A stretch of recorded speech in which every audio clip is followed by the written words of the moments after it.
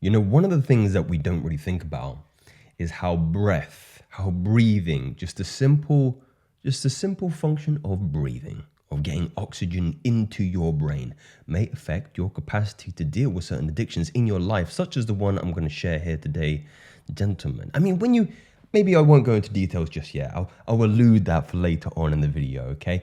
But I have a post here that maybe many of you can relate to. Well, I hope you don't relate to this.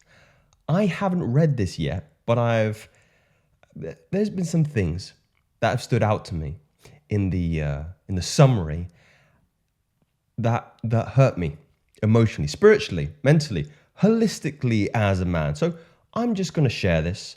I'm going to talk through it, and I'm going to give what I believe is a very powerful suggestion that will help this individual. And yeah, let's stop stalling, Joseph, and let's go into this. How to throw a pee addiction. Now, I'm being very careful with the words I'm using more recently, gentlemen, because YouTube has been demonetizing me. Can you believe that? The help I try to give. I'm trying not to be crass, but sometimes the crass ways are the most effective.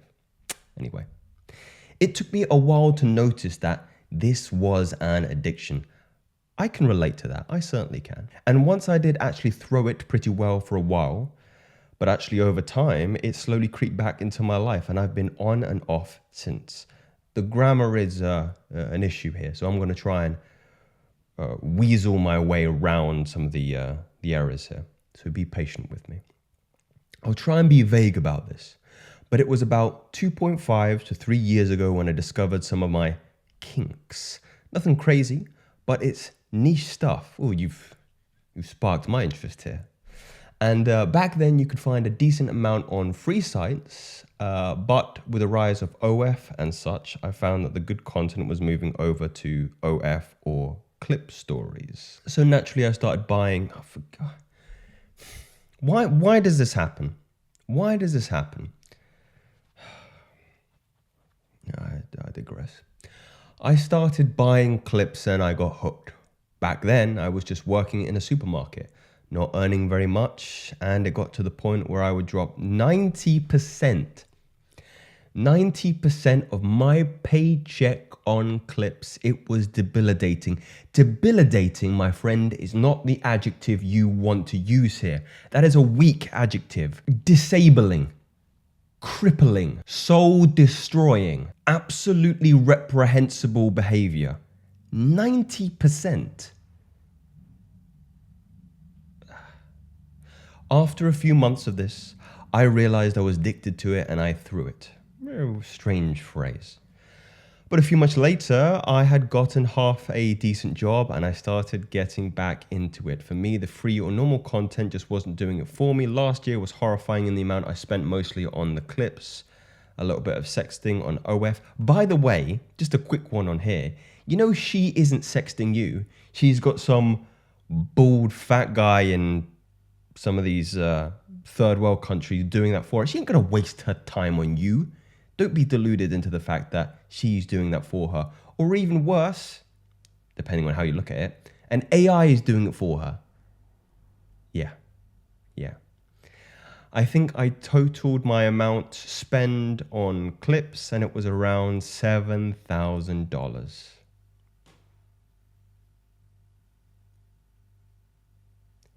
With at least half of that, again, on OF. Keep in mind I was making like 20K a year back then.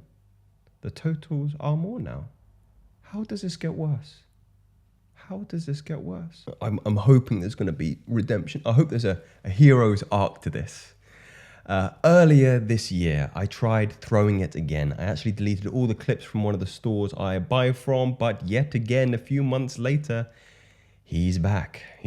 But recently I found the motivation to turn my life around, get healthy, and then I think about ditching this addiction. Will only be good for me, correct? I concur, I agree with you there, sir, but I just don't know how to stick with it. Deleting everything doesn't work. This is really something that I can't get in real life support for. If it wasn't obvious, I don't have a GF. No, it was, well, I don't know if it was obvious. Was it? You tell me. If you've been through something similar yourself, I'd love to hear how you go over it. I'm terrified to read the comments here because if there's some sense of relatability. Right, let me just give my piece of the pie first. Breath work. Having more oxygen in the brain, I think, is a really underrated aspect of trying to keep more prefrontal cortex activation going on when you're trying to beat addictions. What is happening in the brain? What is happening in the moment when you start to make that, you come to a crossing point, a fork in the road, you may describe it as, of going back to the path that you've always done before, not a really nice path, this one, and then going in a direction where you have more control. Oxygen in the brain. If you have more oxygen in the brain, if you can do breath work, you have more control. You also have less stress. It's less stressful, meaning you're less tempted to be reactive, which is a limbic system response. It's a lower level brain response typically that you are indulging when you're going back into this behavior. Now, what's really, really difficult and tragic in this case, and there's no other adjective to describe it, I have my sympathy for this individual, is that once you pay for something like this, it's easy to repeat the behavior. And suddenly it doesn't look like the financial consequence of you doing this action isn't something that you're worried about, because you probably live with your parents and it doesn't matter if you pay all your money on this because you're still going to have food on the table and roof over your head. So maybe you need to get into a situation where the consequences are more brutal. That would be another system that you should employ in order to mitigate the likelihood of this thing happening again. Social conformity is another powerful thing. To be honest, I mean, I'm entertaining the idea of you making this very, very public, posting it on your Facebook. And I know that might be anxiety provoking for maybe some of you in hopefully not too similar positions to this individual. But nothing forces correct behavior like accountability. Invest in a coach. Invest in, hey, I'll keep you accountable. I'll keep you accountable to the changes that you need to. And you don't want to make me angry. You don't want to make me angry, right? Because this is a problem. This is an issue. And it's not just this individual. I'm kind of praying it is just this individual, because this is crazy.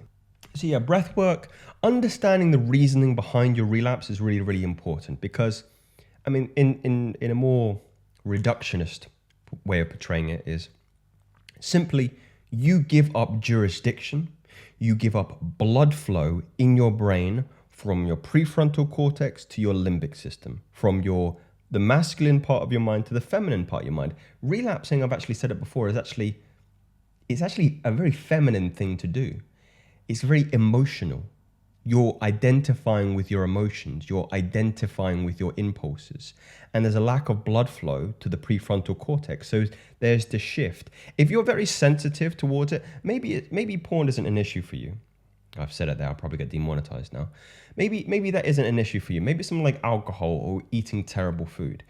If you're acutely sensitive towards it, you will notice how there'll be a thought process going on in your mind where you have control and you're going, no, don't do this. Stay in control. Stay in control. You're kind of on the precipice of making a decision. And then somewhere, something happens in the next 5 minutes where you sink, and you've already entertained the idea in your head of you doing this idea. You switch from prefrontal cortex control to limbic system response. And then your logical, your rational, your reasoning turns off.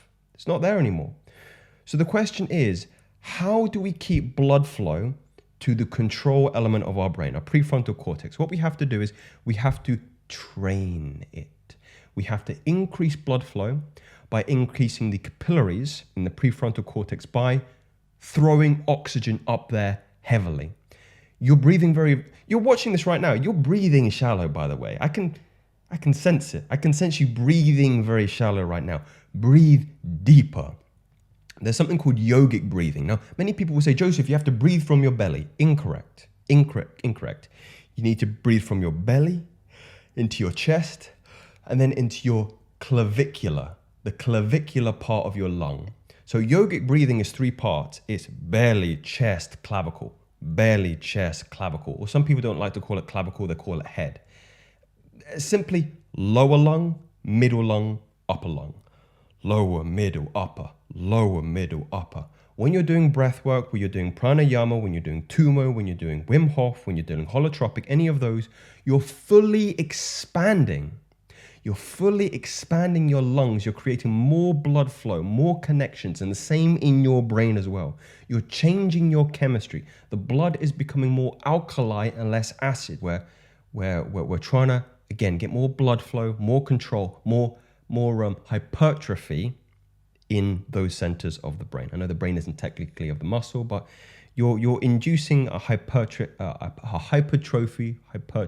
response in the capillaries, because it's an adaptation. The body's noticing, Jesus, there's so much oxygen. Like, this individual is finally using more oxygen in the body now. How do we make this easier? More capillaries, more blood flow. Okay, so that's what we're trying to do here. And then there's the natural response of stress relief when you're doing this. If anybody's tried breath work, like, indulge me for a moment, because I know there's going to be skeptics among you. There always is on this channel.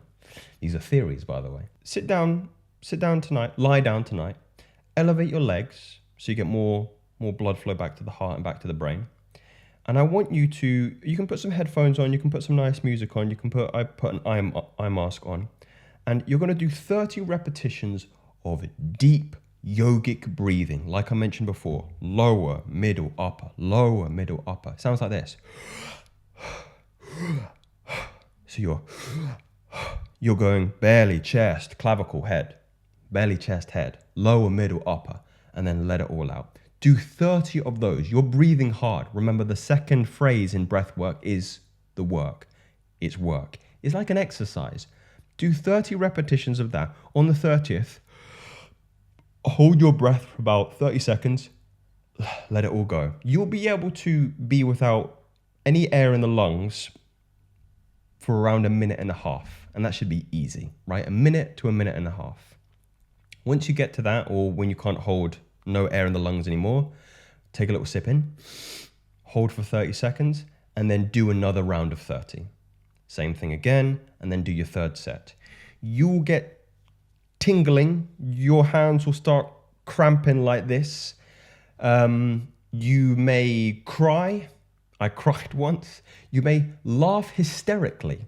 Your legs may shake. You might feel like you're seizing. You will be fine. You will be fine. You're just breathing. There is some gray areas in what's actually happening here. I have noticed a reduction in my negative emotion, around 25-30%, when I do this every single day. I invite you to try it. Just indulge me before you comment, and tell me how it went. These are just theories. Speak soon.